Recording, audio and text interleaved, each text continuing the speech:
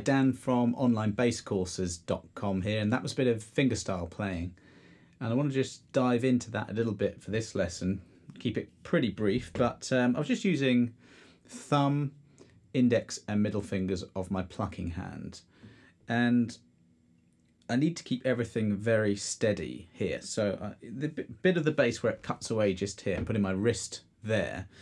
And there are loads and loads of players that use this kind of technique, and lots of them will be doing different kind of things, right? So some people to check out if you're interested in this kind of thing are people like Dominic DiPiazza. If you've seen him, I mean, it's nothing like I was playing. It's a completely different stratosphere, really. I think he's using kind of every single digit. Matthew Garrison pioneered that kind of technique as well. Hadjim Farrow uses it. This is a bit more of a simple kind of thing, borrowed a little bit from classical guitar and kind of acoustic guitar fingerstyle. So that's it, really. Really prettiest, simple application of it, where I'm just using my thumb, index and middle.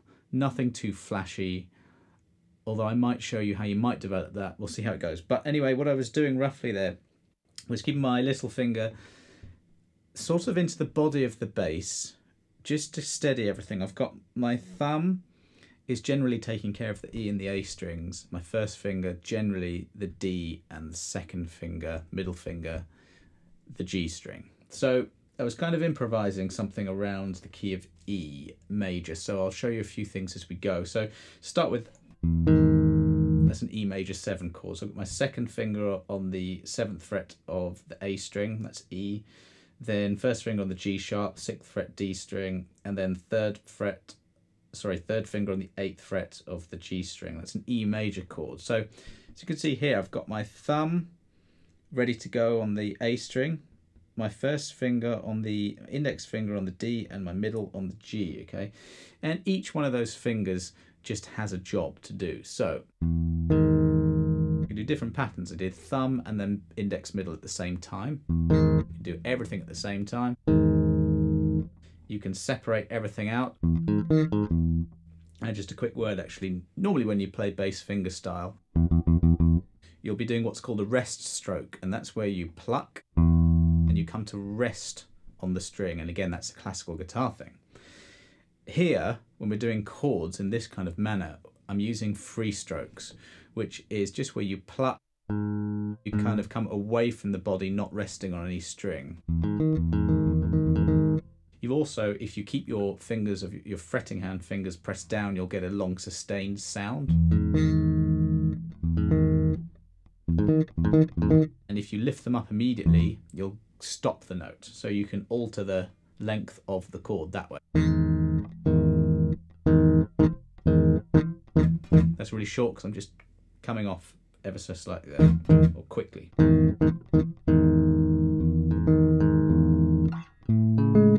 If you do that exact same shape and just move your second finger across to the 12th fret, you'll be in an A major 7, which is the 4th chord in E major.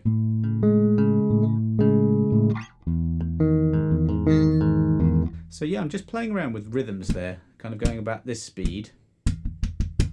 Those are 16th notes, and you can play 16th note patterns. You can go thumb, index, middle, and you can go the other direction. That would be sort of arpeggiating the chord, or you could play at the same time.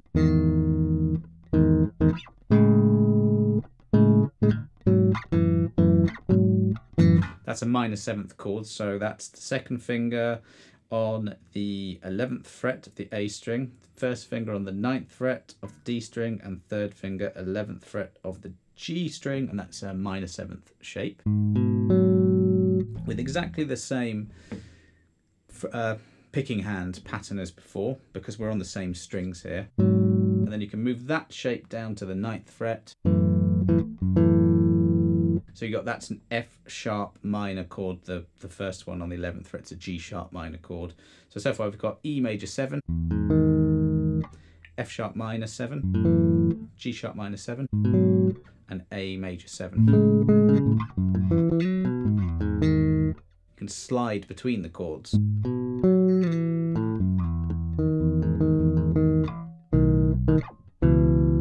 Then I move moved to a few chords that were rooted on the E string now. So I did a B7, so put your first finger on the 7th fret of the E string.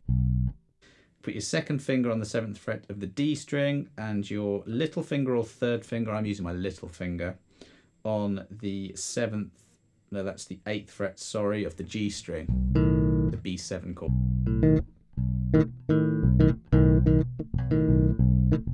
You can do ghost notes as well, so that's where you just lift up pressure, don't press down, and you get that.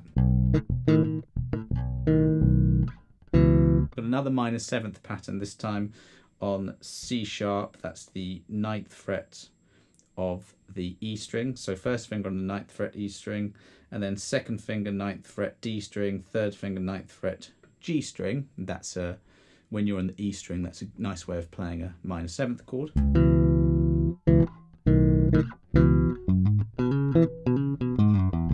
I did some fills like that. Now we're in the key of E major pentatonic or C sharp minor, it's the same thing, they're related.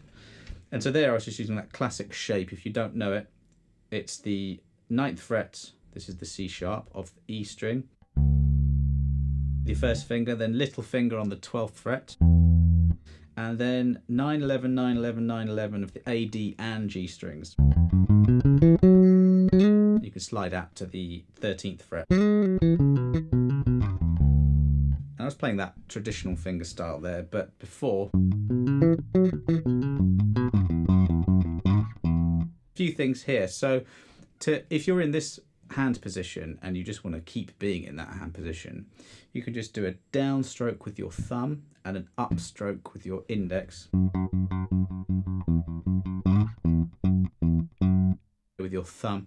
Since your hand's in this position, it's a really good place just to get that fleshy part of your palm and just apply some pressure at the bridge. And you get this kind of palm muted sound. So you can use this technique in traditional bass lines.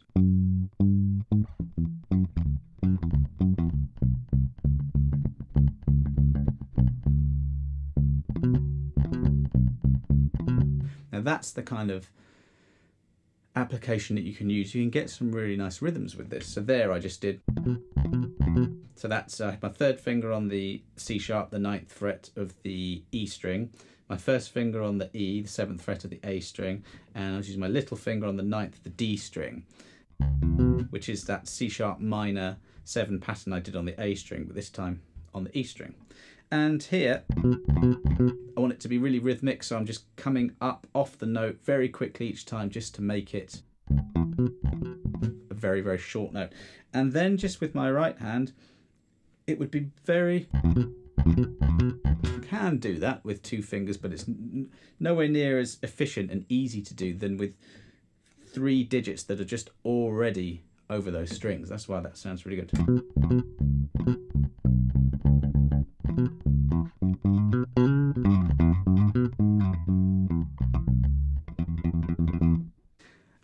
And since you've got 3 fingers that you're using, you can do triplet stuff like that. So if you just try putting your first finger on the 7th fret of the A string, and there are loads of different combinations that you can experiment with. But one I was just doing there was just this was all on the same string, the A string. I'm just doing all those free strokes. I'm doing a middle finger followed by index followed by thumb, which is 3. You get a triplet.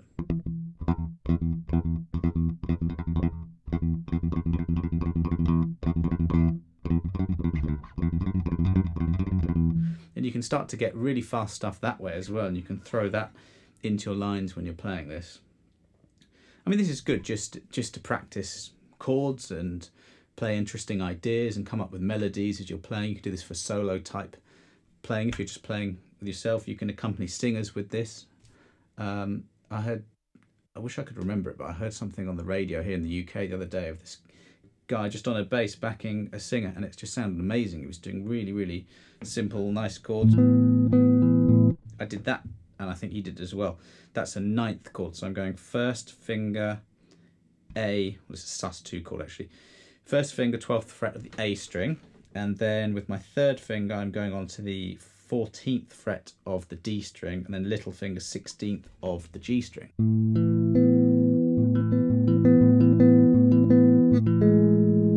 second finger on the 13th fret to make it a major 7th.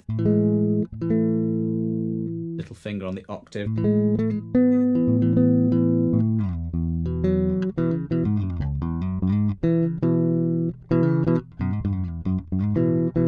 That's a Jimi Hendrix lick that he nicked off a piano player I forget the name of.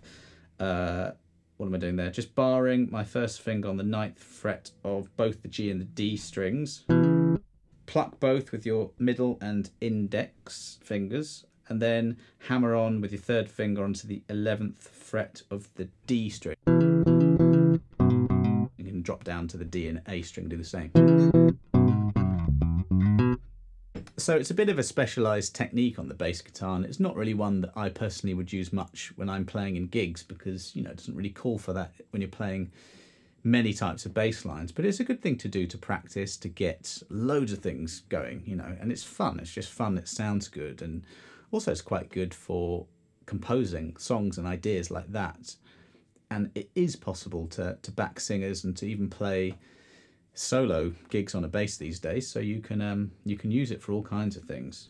So what I'll do is I'll put a link below this video to my site onlinebasscourses.com, and I'll put a PDF there of some of these chord shapes in the key of E that you can use just to practice using your thumb, index and middle. Make up your own rhythms, use a metronome, any drum beats you have, try different time signatures, different styles of music. But it's a really fun technique if nothing else, and it's really good for your timing and your musicality if you can improvise different chord progressions and different fills as you move through those chord progressions. Make sure you hit the subscribe button and let me know in the comments how you get on.